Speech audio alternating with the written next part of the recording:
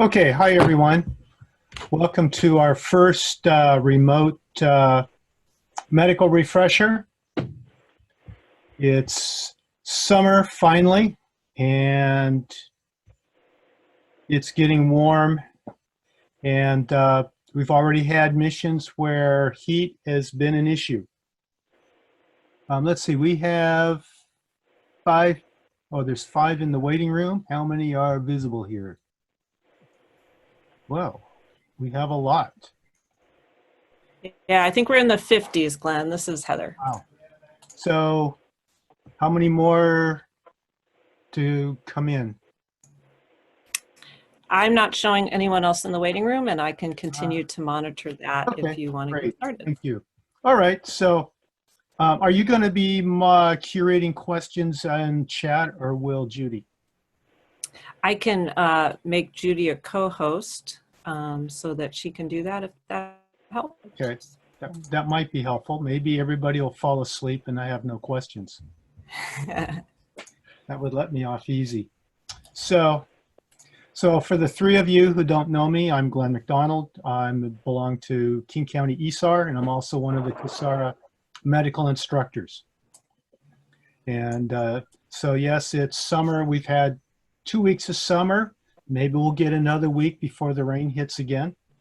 And we always get calls every year for heat emergencies, and they contribute to a lot of other things, missions that we have. Matter of fact, the mailbox mission Sunday night was partly a heat emergency. It just dramatically degrades people's performance and their ability to get themselves down a mountain without falling down. And so I'm going to switch over to share my screen. There it is. Here we go. Hey, Glenn, while you're doing Yeah. that, this is Heather. So just to let you know, people are asking about signing in, I guess, and getting credit. So we are recording at this point. So if you want to do that in the chat, we can certainly use that for giving people our credit. And Okay. then you wanted me to let Judy become, and I'm not finding Judy just yet. Okay.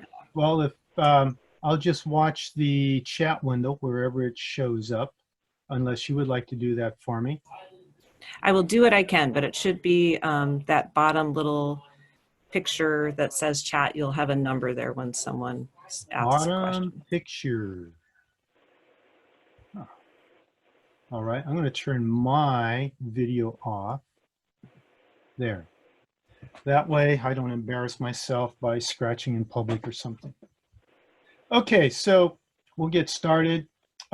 We all have been out there, and heat leaves us feeling like this poor fellow in the picture. And if you go to the southwest, into the parks, federal parks and the state parks, you will see signs like this stop sign.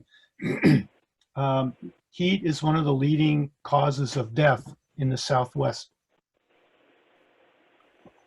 People come in and they don't realize what's unique when you get into very high temperatures. And I'm going to, let's see. There we go. So I'm going to break this into three parts.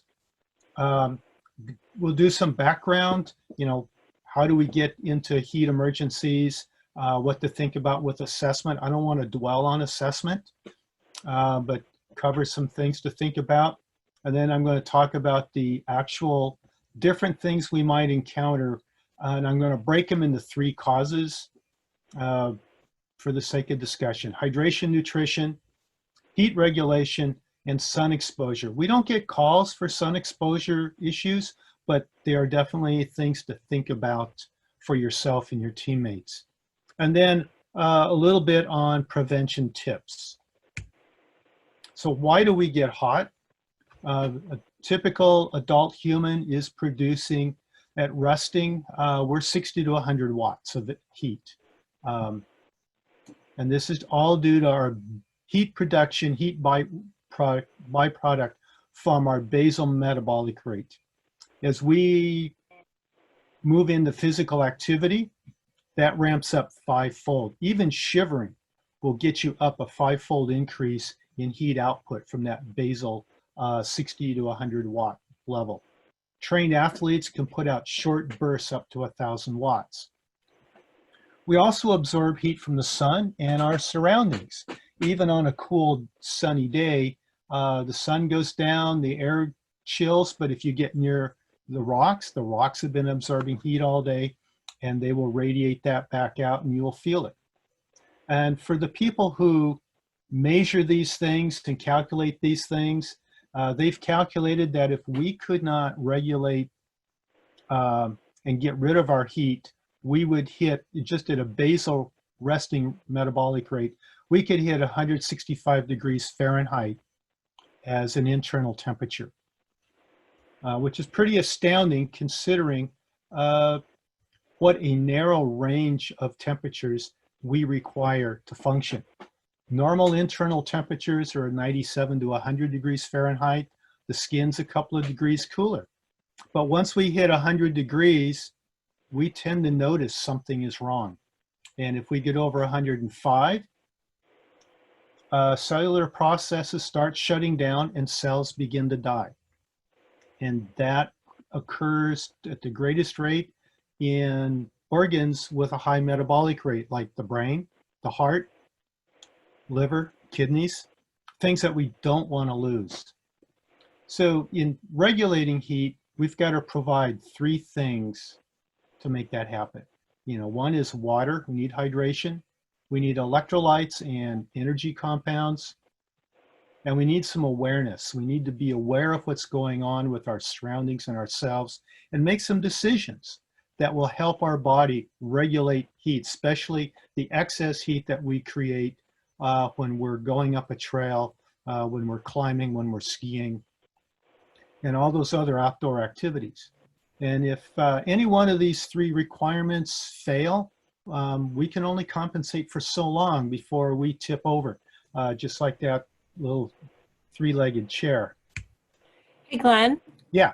You're doing a great job, but just wanted to let you know you are in presenter mode, so everyone is seeing your incoming stuff. Is it possible to switch over to presentation? There's been... I thought I had gone to presentation. You're right. By habit, I always go to presenter mode. There, is that working? Yeah, we're seeing your next slide, but okay. That just just be aware of it. I know I think I know what's going on here. Let's see. There was a suggestion that you have an option at the top of Zoom that can control that. I'm not familiar. Okay, well, I was going to unplug the other monitor. I think that's the problem. What's Probably the option at the top of Zoom? Security, participants, pause, share, annotate, more. Hey, Glenn. Yeah. If you look at what screen you're sharing, you're looking to share PowerPoint slideshow. And where do I find that? Well, stop sharing your screen and then share, and it will show you about 3 or 4 different ones. And one's called PowerPoint presentation or slideshow.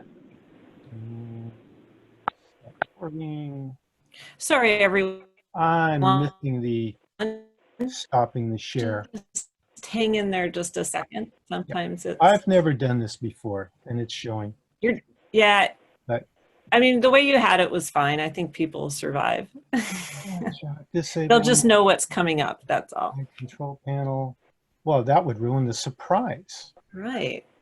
Hey, Glenn, if you just unplug your other monitor, it'll work. Okay, that's what I was going to do. Thanks. There we go. Aha. Bingo. All right, we're all better now. So we can talk about the mechanisms of heat loss and the 3 ways that we generally lose heat while active are radiation. That's about 60% of our heat loss, and that's regulated by shunting blood to the skin. Warm blood goes out to the skin. The heat radiates out, warms the outer layer of skin, and then continues to be re-radiated out into the atmosphere. Just like the sun, just like a wood stove. The catch is it's ineffective when the air temperature gets over about 95 degrees. because now there's no temperature gradient. Heat will be radiating back to us at the same rate. Evaporation is about 20% of our heat loss, so that's sweating. That can be reduced by high humidity. And you don't have to be in the southeast US to hit high humidity. You just got to leave your Gore-Tex jacket on for too long. And all of a sudden, that sweat is running down instead of evaporating away and carrying the heat with it. Convection, that's air currents are blowing heat away, and that's about 15%. And that also accelerates radiation and evaporation. So it helps speed those processes up. Conduction is generally not a factor when we're moving, but if someone stops, then conduction is direct contact, direct transfer. So water, ice packs, even the ground can be very effective means of pulling heat out of the body. What interferes with these? Well, high humidity, that interferes with sweating. If it's high ambient temperature, we can start absorbing heat, and it will slow down our ability to radiate heat out. Low convection, and think about being in an enclosed space or having clothing on that blocks the wind, clothing that you're not able to ventilate, clothing that fits tightly. If you have a jacket on, the radiation will simply warm the jacket up and the heat will be radiated from the jacket. But if you have insulation, well, then that will reduce your ability to radiate heat. Lack of awareness, and we all see this with people we see on the trail, failure to adjust their clothing layers to account for their activity level and the environmental conditions. And of course, dehydration interferes with our sweating ability. It also causes us to lose electrolytes. And if we lose too many electrolytes, we start running into trouble. Being grossly overweight, that changes your surface to mass ratio. So you've got a large mass with not that much surface area from which to radiate heat or to allow evaporation to kick in. It's the opposite happens if somebody is very thin and they're out in the cold, then they're going to get cold more quickly because they've got a lot more surface area to transfer heat. Extremes of age, so the very young do not have a fully developed hypothalamus, which is the part of the brain that regulates heat. And individuals who are extremely old or who have chronic illnesses also have impaired ability to regulate their heat. People with spinal injuries have difficulty as well regulating their heat. There's a number of medical conditions, particularly a fever, can push somebody into a heat-related illness. And get-there-itis, the person who wants to get to that summit, wants to get to the destination so badly that they don't take the time to eat, drink, and adjust their layers. Similarly, the person who's lagging behind doesn't want to hold the group up. They're likely to be the one that goes into something like heat cramps or dehydration. And finally, acclimation. If you're in a hot environment, 5 days, depending who you read, it's 5 days to 2 weeks, putting in an hour and a half to 2 hours of strenuous activity every day will help you adjust it will increase your sweat output up to about threefold. And it cuts the salt content in sweat by half. So that allows you to cut your salt requirements as well as you're evaporating away a lot more heat. You just have to remember to compensate by your water intake. Any questions so far? I don't see anybody typing anything in, or else I'm able to ignore it. Early signs and symptoms are very similar for most of these heat issues. The catch is in search and rescue, we don't see those. So patient history is crucial. So there's distinctive indicators that eventually develop for most of these, and those are the things we see as a rule. So just a brief recap of assessment. The first thing is scene safety. Is it safe to approach the subject? We'll look at vital signs and skin signs. So what's their pulse rate? What's their breathing rate? We count for 30 seconds, multiply by 2. Skin signs are, touch it. Do they feel hot? Yes, no. Does it look normal? Does their skin color normal? Are they ashen? Is it dry or moist? We want to check the capillary refill, which is, remember, squeeze the nail bed, it blanches, and see how quickly it returns to normal color, which should be less than 2 seconds. Next, we want to ask questions, get signs and symptoms. How do they feel? Signs are what you see. Do they have allergies? Are they being affected by any allergies? Are they taking medications? And if so, for what reason? And you don't have to know what the medications are or what the medical issues are, but take that down and pass this information along to the next higher level of medical care. And then relevant past medical history, anything that might be contributing to this. Do they have diabetes, heart disease, diarrhea, stomach upset? And some responders poo-poo, no pun intended, the idea that we waste time looking for last ins and outs. But this can be very important, especially with heat-related issues. We might want to go back as much as 24 hours. How much have they had to eat and drink? What was the last thing they had? What was it? And what was the last urination? What was the last defecation? And were they normal?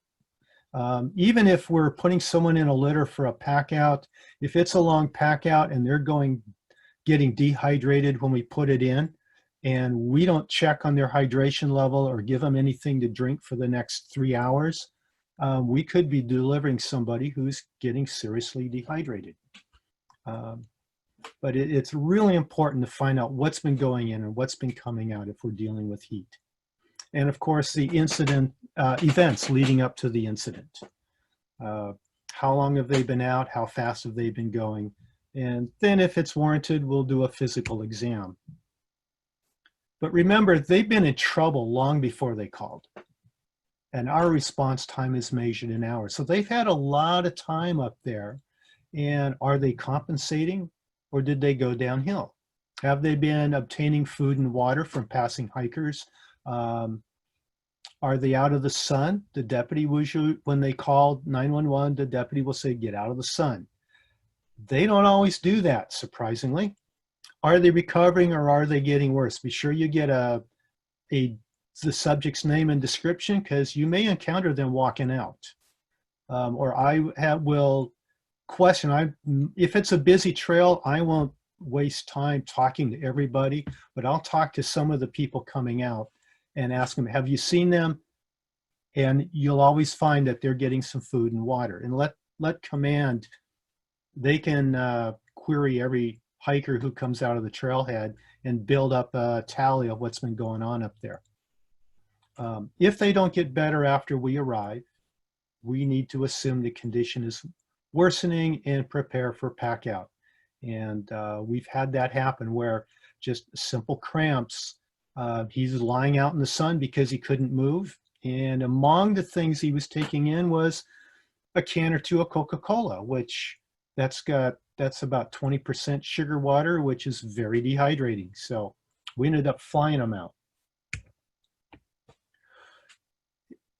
We also want to interpret the subject. What's their context for their decisions and descriptions? We often encounter people who say, yeah, I got a lot of water, and they pull out one 16-ounce bottle of Talking Rain, and they're at the summit of Mailbox or Granite, and that's all they've had all day, and they've been up there for hours. So and so that also takes some rapport with the subject. to get a good history and get some feedback. Feedback on whether or not they can do a walkout. Do they need support on rough terrain? So if there's no questions on this part this far, we can start talking about some of the specific issues. Nothing's popping up, so start talking about the dehydration, nutrition issues. Dehydration is a contributor to most of our heat emergencies, and it's a unique condition in itself. There's an thing that you're taught if you've been hiking young, like in Boy Scouts, Girl Scouts, you'll be told, drink before you're thirsty. And of course, we never did. But you don't sense your thirst until you're down to about 2 liters. And yet we only absorb about 1 liter an hour. 1 liter, 1.2 liters per hour. So if you've been going and got a 2-liter deficit, and you get it over the next hour, you're going to have more deficit generated, but you're only absorbing 1 liter. You're going to start building that deficit if you're not careful. And it's going to bite you eventually in terms of your performance and how you feel. So contributing factors, obviously low water intake, but also high water loss, both urine and sweating, which also depletes electrolytes. People take dehydrating fluids and dehydrating foods.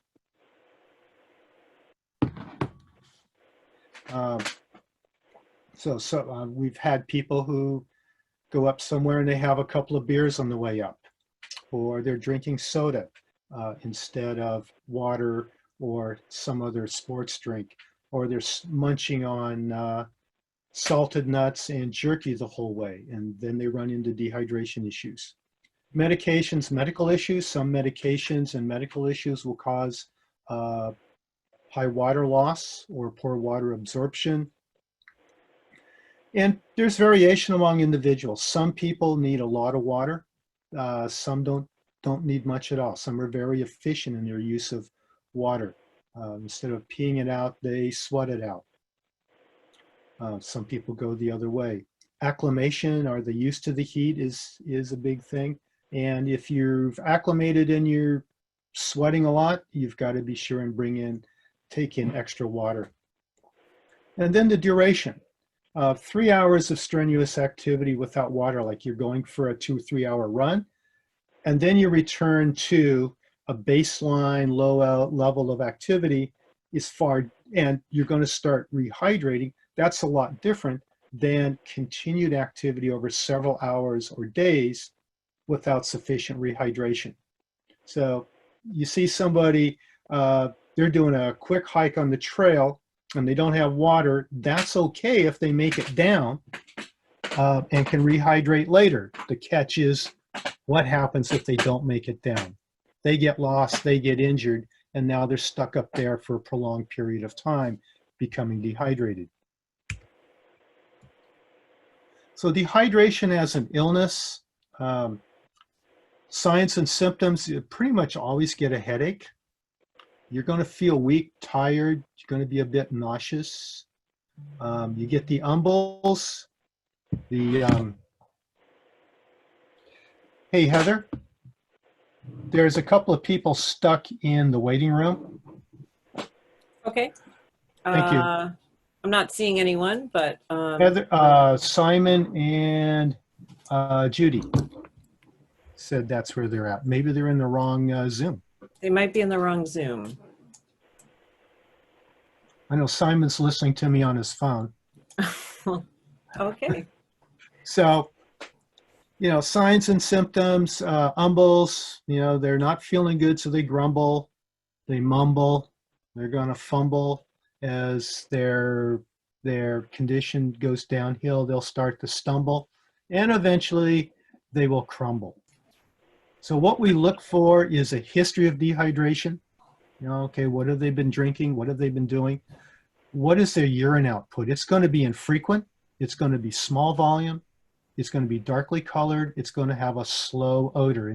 And the graphic there is my attempt to use the PowerPoint color palette to generate those translucent colors of urine. So normal urine is pale yellow, not much odor. Mildly dehydrated will be noticeably yellow. You might start to smell it. As you get increasingly dehydrated, it'll go dark yellow and orange to even it'll look red, and it'll smell very strongly. Now, if it's a small volume, they may not notice color or odor. Urinating may burn because of the high salt content as it gets more concentrated. And they will start to also get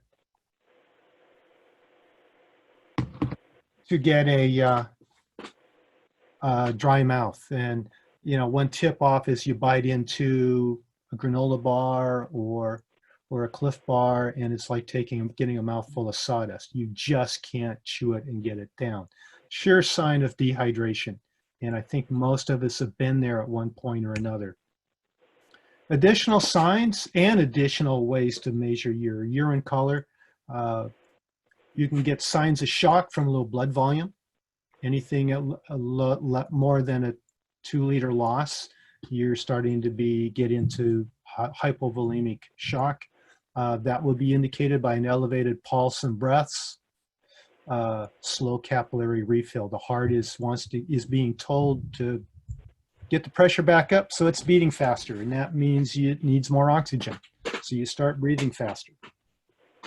Altered consciousness, people will start to, they're not thinking normally, they're not acting normally, and they may lose consciousness. And severe dehydration, the skin will get shriveled or shrunken. So if you pinch the back of their hand and lift the skin up and tent it and let go, that tent remains. It doesn't flatten out. Or if you put your thumb and forefinger across the forehead above the eyebrows and furrow the forehead, let go, it doesn't rebound. It stays there.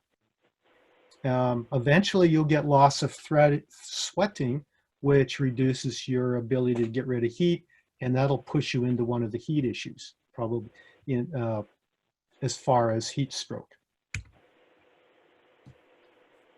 Treatment is pretty straightforward. Stop. Very simple. Just stop. End exposure to heat if it's a factor. You don't have to be in the heat in a hot environment to be dehydrated. It's a factor with most instances of hypothermia, for example. We want to address the hydration deficit by giving water very slowly. Assess clothing and heat regulation. Do they need to be sweating so much that they got dehydrated? Maybe we need to remove some layers or open a bunch of vents. If they have pit zips, if they're wearing rain gear, unzip the side zippers and get some more ventilation into the legs. Generally, resting a bit is sufficient, and they can usually resume the activity or self-evacuate. If there's signs of altered consciousness or shock, then this is a pack out. Hey, Glenn. And walk. Yeah. We do have one question in the chat, and it's from Peter Tran, and he says, is that 1 liter of water per hour regardless of fluid type? If your water has electrolytes and is isotonic, does it absorb faster? Sorry, I should have gotten that question. I do know that if it's got a small amount of glucose in it, of sugar in it, yes, it will absorb faster than plain water. And I'm assuming if it's isotonic, that means it has the same concentration of the electrolytes as your blood. Yes, I think it should go in faster. Again, it comes back to, water and eating. Take some food, not just water alone is important. And that comes up here in a little bit when we talk about hyponatremia. Heat cramps are pretty self-diagnosing. This is primarily electrolyte deficit, and usually there's dehydration associated with this. And signs and symptoms, it's cramping in your heavily used muscles. If you're using your legs, it'll be your legs. If you're using your arms, it'll be your arms, or it could be your core. Usually there's an associated headache, because you probably have dehydration.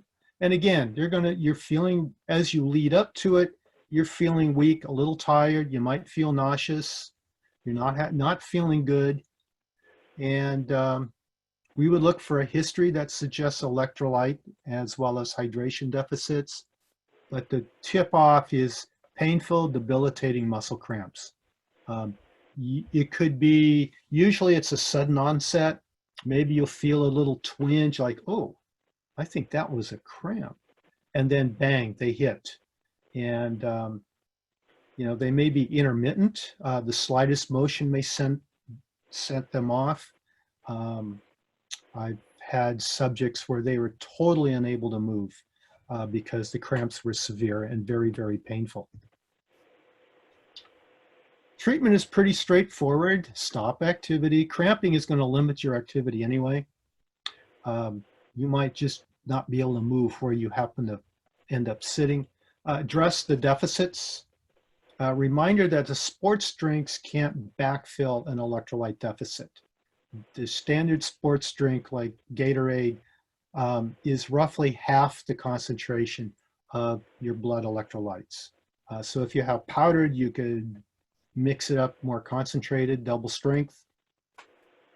You could take salt tablets. Those have made a comeback. It's recommended you dissolve them because they taste really bad. And if your stomach is feeling queasy, you might end up throwing them back up. You could also use bouillon cubes or ramen flavor packets dissolved in water. Assess clothing and heat regulation. Make sure they're not unnecessarily sweating out electrolytes. It often helps to stretch the affected muscles. Might help relieve the cramps. Again, rest, and usually able to resume activity or self-evacuate, maybe moving a little slowly because things are sore. Again, they've been up there a while by the time search and rescue shows up. So if they're not getting better, chances are it's a pack out. There's something else going on. Their core body temperature is spiraling upwards, or they have such a water and electrolyte deficit, you're not going to adequately treat it in the field. Hyponatremia is the opposite. It's an abnormally low salt concentration. And it can happen by not taking salt. Usually it's excessive water intake combined with a salt loss. And in our region, it's most commonly seen, and we get 1 or 2 of these a year, endurance athletes and juice fasters. A juice faster is someone who's been on a diet 1 to 2 weeks of maybe 2 to 3 liters of water and 2 to 3 liters of fruit or vegetable juice every day. And that's okay. If they don't do it correctly and take electrolyte supplements, they'll be okay around town. But then if they go out and do a trail run or do a hike where electrolyte needs go up, we'll get a call that somebody has fainted on the trail. Usually that's how the couple calls I've been on, that's how they came in. Endurance athletes will eat a lot the night before and then just be drinking water or juice or a Gatorade during the event, whether it's a trail run or something competitive like an Ironman. And then they start going downhill. So signs and symptoms, gee, they sound real familiar. They just don't feel good. They're feeling tired and nauseous. Their temperature is going to feel normal. They may end up with muscle cramps, and they may have altered consciousness, including fainting. And this is really patient history. High water intake over the past 24 hours and during the activity. Not a lot of food or electrolyte intake during their activity. And in the case of a juice faster, they've been on a liquid diet. But tip off is they're covered in sweat and their urine is frequent, clear, or lightly colored. They're peeing up a storm and they're sweating. So if we think, oh, gee, this is dehydration and we give them a lot of water, they're going to go downhill on us. So this is, history is really important here. Treatment, food and electrolytes. No additional water, just enough to get the food down. Allow them to rest a little bit, and then usually they can self-evacuate. If untreated, you're going to end up with somebody who's goes unconscious or can go into seizures and even cardiac arrest. Because when cells fire, they need to bring in some sodium, and they open their channels, and there's not enough comes in anytime the sodium channels open. So this cells just stop firing. That's particularly important with nerve cells.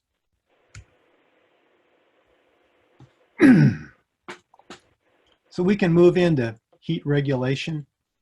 In this case, the subject overheats. They're not dumping their heat fast enough, or the body has lost the ability. Usually, again, dehydration and electrolyte deficits are contributing. They can often go into shock as they lose blood volume and as the temperature goes up. You don't have to have elevated ambient temperatures. You just have to be overdressed or in an enclosed space. This is very dangerous and potentially fatal. And here's another type of warning you will see in the Southwest. Oh, that reminds me, back on hypothermia, I was talking shop with a ranger down in Moab a couple years ago and was asking, well, what's your biggest calls for search and rescue? And one of them was hyponatremia. People come out to the desert. They know they need to drink a lot of water, but they don't feel like eating. So they end up just guzzling a lot of water.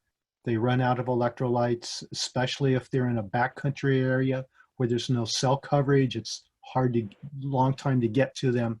And it's not as many as falls and drowning, but they have a lot of patients, fatalities and patients for hyponatremia. So the first of the heat regulation is heat exhaustion, and this is elevated body temperature during the activity. So this is something that's recoverable if you stop activity. It'll build up over hours to days.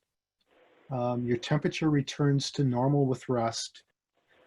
Not a real clear boundary with heat stroke, which to me makes this really scary to deal with. But again, it's partly getting a history and then looking at their signs and symptoms. They're not feeling good. They're weak. They're going to be nauseous. They're going to display the umbles. They're still sweating. Temperature, pulse, and breathing rates are roughly normal, maybe a little elevated. They may be going into shock, a combination of their reduced blood pressure because there's low volume, and the blood that's remaining, they've dilated their capillaries in the skin to try to radiate out heat. And so all the blood has gone out to the skin, and that drops the pressure in the core. That tells the heart to start pumping faster and put someone into shock. Patient history, we're going to look at whether they've had questionable heat regulation, insufficient sun protection, restrictive clothing, they didn't moderate their activity level, as well as not addressing high humidity, which might be they're working in a humid environment. It might be they just didn't open up their jacket or they have too many layers on. And again, high ambient temperatures that could be caused by heat trapped within their clothing. Contributory is always going to be insufficient water and electrolyte intake. And we may have to consider underlying medical issues. Maybe they've got heart disease, diabetes, chronic alcoholics. There's a number of medical issues that can interfere with your ability to regulate heat. Treatment, and exposure. This should sound familiar by now. Loosen or wet clothing to allow heat to escape. Wet the clothing so that the evaporation, both the conduction of the water against the skin and it's evaporating will cool the subject. If they can swallow, provide food and water. And in all of these, if they're not able to swallow, don't burden yourself with a choking patient. They can rest until able to resume their activity or self-evacuate, and then always on these, resume activity, that's I'm assuming it's you're out there or you're out with a friend and you need to get back. For SAR, it's going to be, we're packing them out. It's going to take it takes 1 to 2 days for a full recovery after heat exhaustion. Yeah, and that first day, you're just going to feel awful. But we are going to evacuate if their level of consciousness declines or they don't respond to treatment. And again, they've been up there, that end exposure and stopping the activity and resting should have been happening the whole time we were coming up the trail. With heat stroke, the body has totally lost the ability to cool itself. There's two forms. Classic is a red skin. It feels hot and dry, and they're not sweating. This is generally the very young and the very old who have impaired thermal regulation function, and also individuals with chronic medical issues, like poorly controlled diabetes, chronic alcoholics, heart disease. They generally don't make it very far from the parking lot, so fire is probably going to get those on the trails. But for search and rescue, for our stuff, it's going to be the exertional heat stroke. And this is generally got a pale skin. They might be a bit flushed as the body's trying to dump heat, and they're going to feel hot. Both of these, they're definitely going to feel hot. They are not feeling normal when you put your hand on them. And they're generally going to be moist. They're generally still sweating a little bit. So the tip off is going to be the skin feels hot to the touch. And when they stop, they're not recovering. Not a clear boundary with heat exhaustion. This is a progression, and it's sort of an arbitrary line as to when they're able to recover when stopping the activity versus they've lost the ability to regulate their heat at all. Signs and symptoms, very similar, but this elevated, highly elevated core body temperature. They're generally have reduced cognition. They may not recognize you. They may make no sense at all. When you try to talk to them, they may be totally unconscious. You'll probably have a rapid pulse and breathing rate as the heart is trying to keep the blood pressure up because they've got shock from reduced volume, dilated capillaries, and an internal temperature that's interfering with basic metabolism, excuse me, as well as interfering with the heart's ability to contract.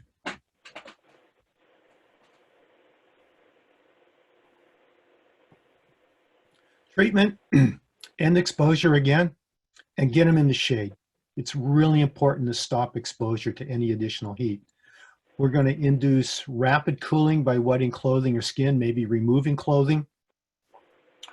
If you have them, you can put cold packs in regions of high blood flow, like in the armpits, in the groin region, and around the neck, maybe even over the chest and abdomen. So you could use, if you don't have a snowbank handy, you could use mud, fill stuff sacks or plastic bags with mud out of a cool pond. Wet clothing, all works. Provide small sips of water and electrolytes if they're conscious. But we do need to lower the body temperature. And at this point, we are going to do an evac. And the fastest evac we can get, this is a helicopter call. If you look at even most of the wilderness first aid curricula, as well as all of the basic first aid curricula I've seen, and even some of the wilderness first responder classes talk about immersing someone with heat stroke in water.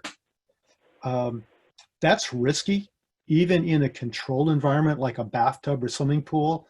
But if you're out in an alpine lake or a mountain stream, you're asking for trouble.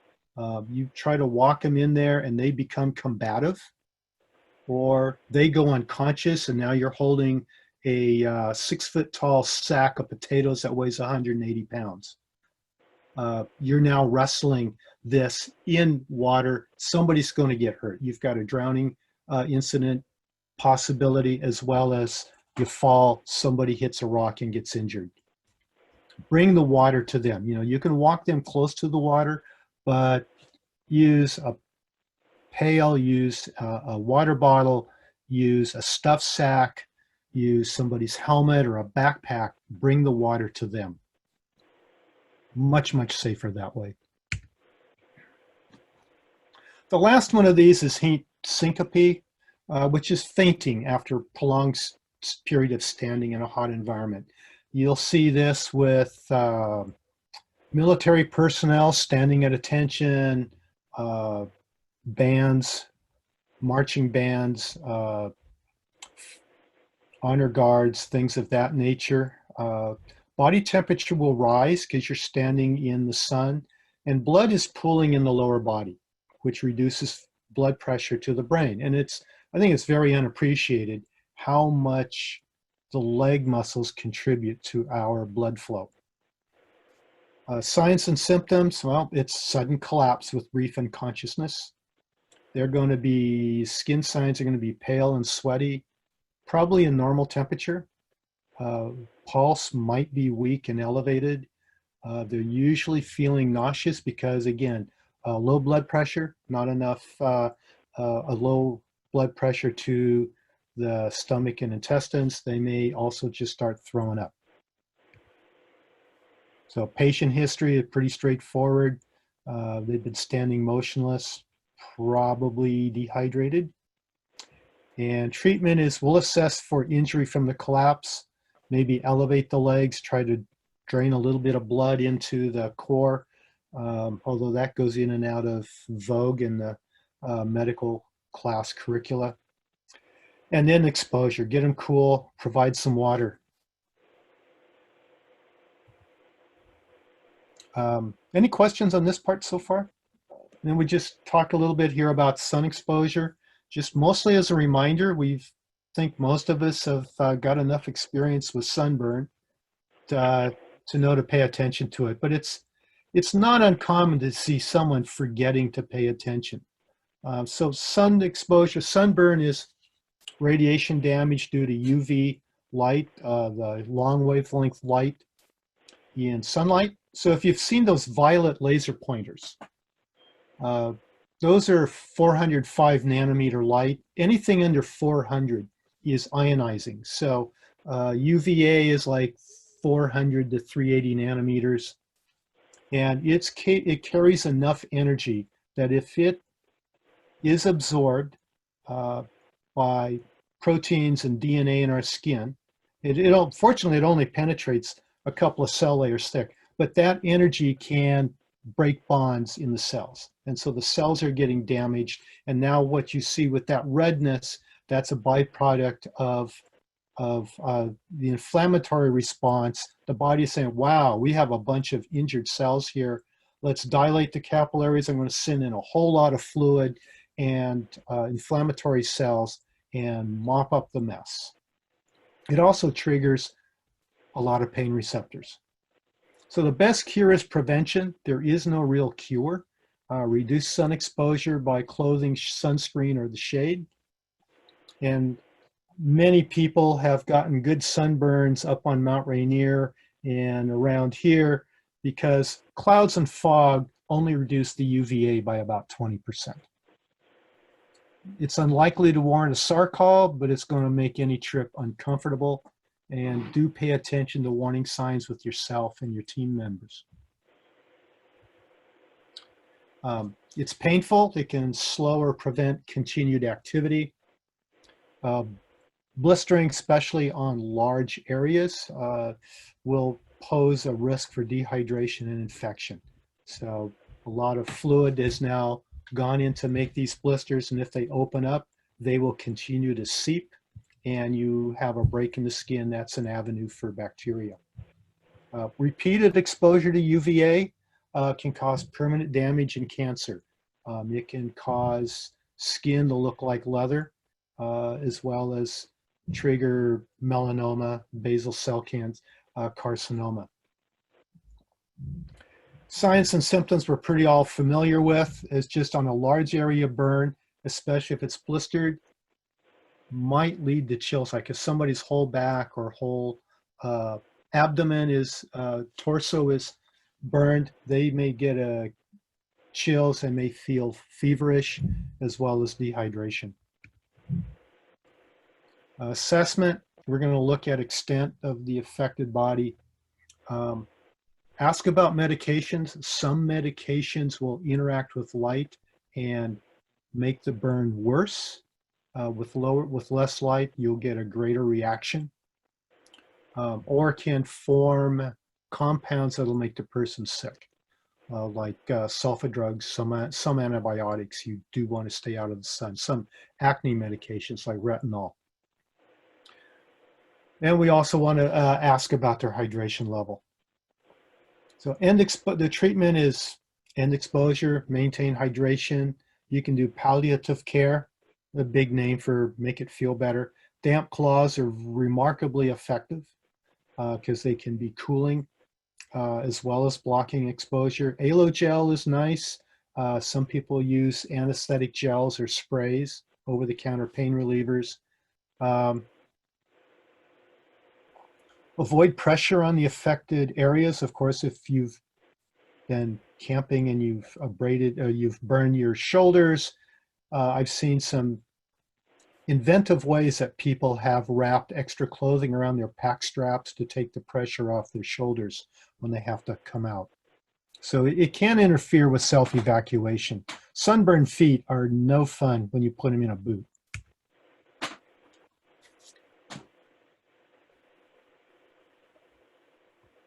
Snow blindness, I'm bringing this in largely because of the association with reflection. Snow blindness, a couple of different names, photokeratitis, it's really, photo damage to your outer keratinized layers, but it's really sunburned eyeballs. And our eyes are naturally shaded by their position in the head. But if you're on a surface that can reflect sunlight over a period of hours, you'll reflect the light up in there, and it can be from snow, where we give it its name, but also water, sandy beaches. I got it one time spending several hours walking on a high ridge near Mount Hood, light colored rock and sand and dried grass. Drying by the wind and dehydration can also contribute to the pain. Signs and symptoms: eyes are itchy, light sensitive. There may be some redness and a lot of tearing. The classic symptom is it feels like there's sand in my eyes, and it really does. And also reflected sunlight can burn other areas. Almost anyone in the mountains learns that lesson eventually, not only under the chin, but up the nostrils, up the shorts. The worst I've seen is I've known two people who burned the roof of their mouths. One was on Hood, one was on Rainier. They were breathing hard and just had their mouth open, and the angle was just right. And there's really not much you can put on it to make it feel better. You just got to tough it out. They drank a lot of cold beverages, but carbonation made it hurt. Assessment, patient history, signs and symptoms, and treatment, especially for the eyes. Cold compress is really good.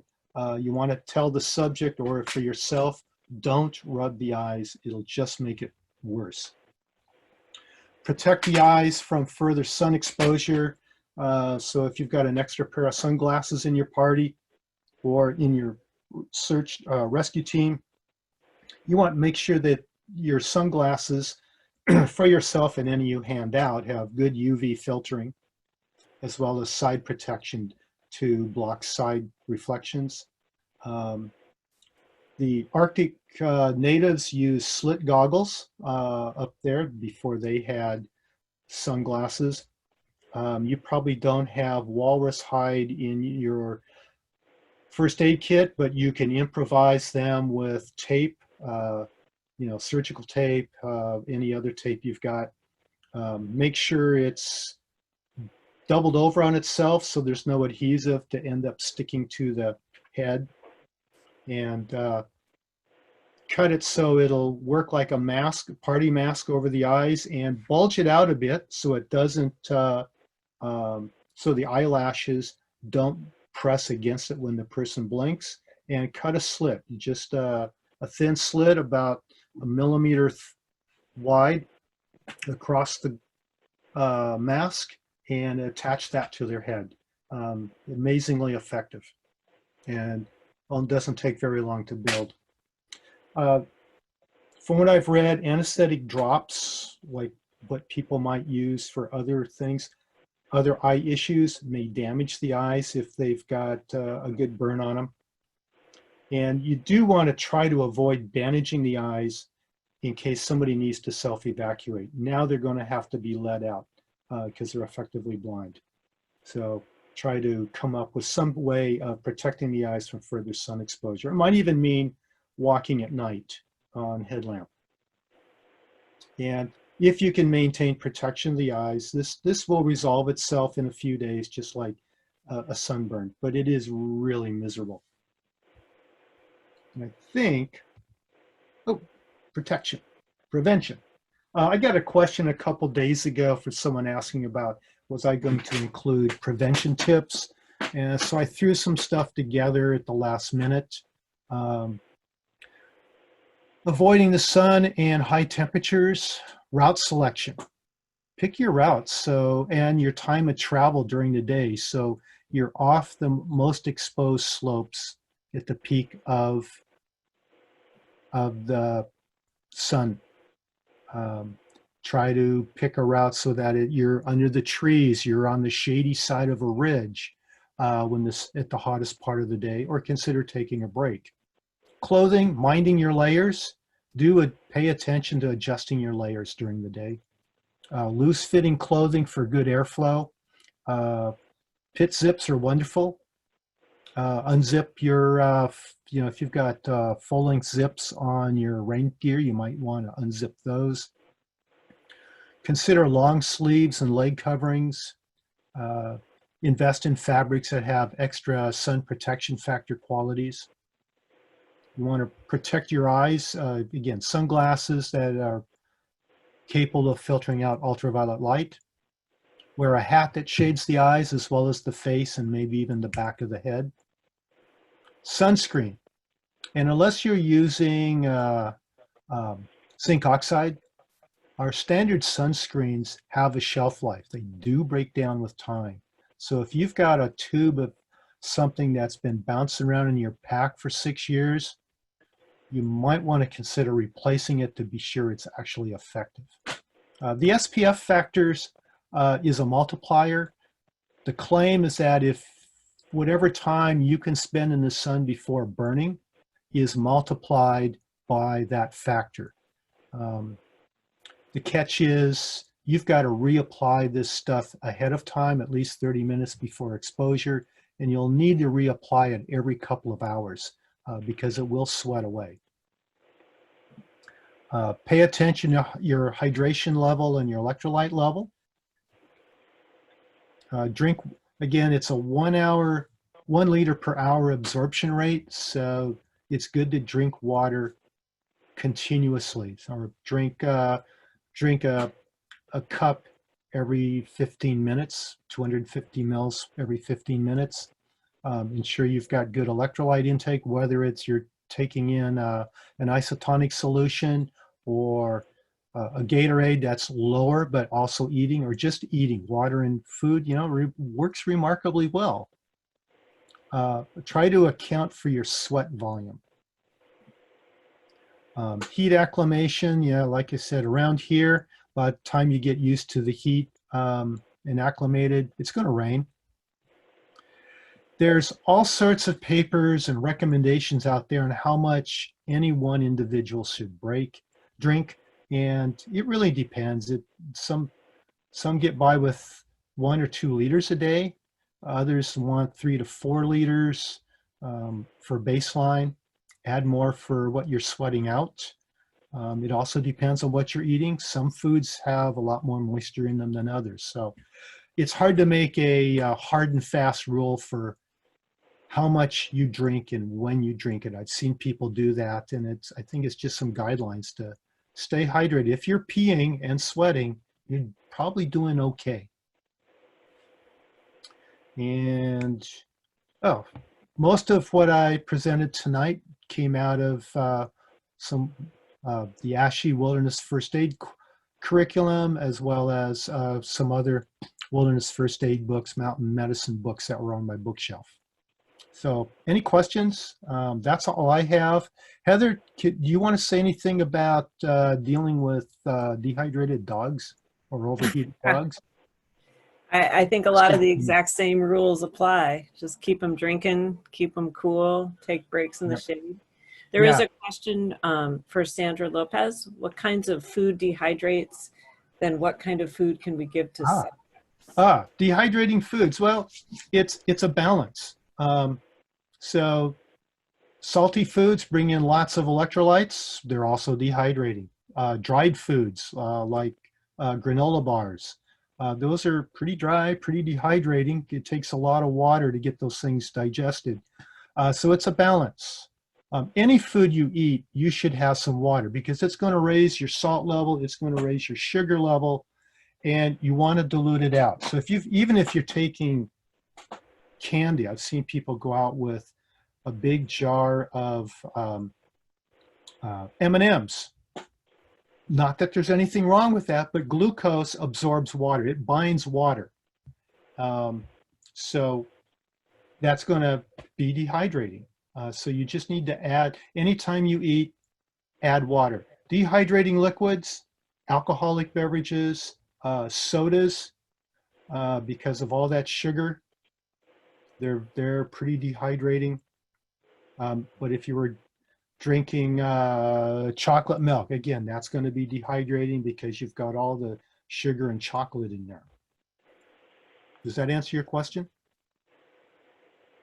Yeah, it's all balance. And as people gain experience, they'll get a sense of what works for them. The goal is learn your lesson in a way that you can come back and learn from it. So we do have another question from Ian. What would any of the recommendations fall into the category, would any of the recommendations fall into the category of providing medication to subjects? Ooh. Before giving food or water, you would need to query them on allergies and then report that in the base that you think they need food and water, and make sure that's approved by command. And if there's a question, then command can call for resources. I think it's probably questionable if we're giving salt tablets or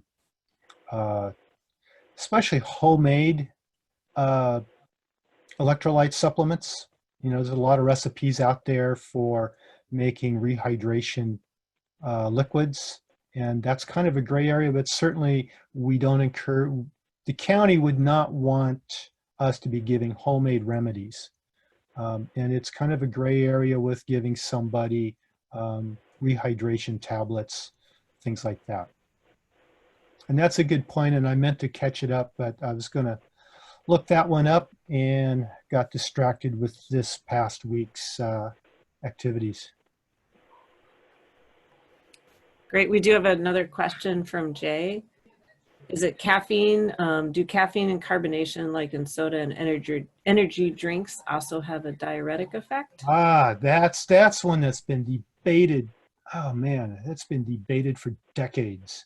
And the people who are inclined to think there's something bad about caffeine are eager to seize on anything that makes it appear bad, and others, you know, they reject anything that makes their favorite stimulant look bad. There have been a number of studies out there. Some of them rushed to print to be the first to print things. The latest metadata that looked at all the studies out there, the latest meta study that looked at all of the previous studies, I think that came out about 10 years ago, concluded caffeine or coffee has no effect. Well, sorry, it does have a weak effect, but if you're a regular coffee drinker, it doesn't affect you any longer. You build tolerance to it. And for someone who doesn't normally drink coffee, the diuretic effect, a diuretic is a drug that causes you to pee more. The diuretic effect of caffeine is balanced by the amount of water in the beverage. Carbonation is an interesting one. It's just more filling, so you don't drink as much. I don't think carbonation necessarily interferes with your ability to take up liquids, like if you're drinking carbonated water. It's very filling, so you can't drink as much at one time. It's just, you've got to nurse it over a longer period of time.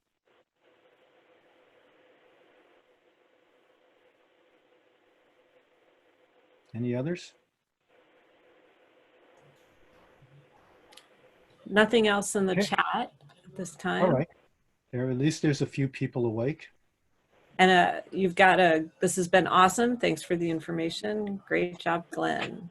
Thank you. And thanks everyone for attending. And hopefully we will get some more of we'll get back into a schedule with our monthly medical refreshers.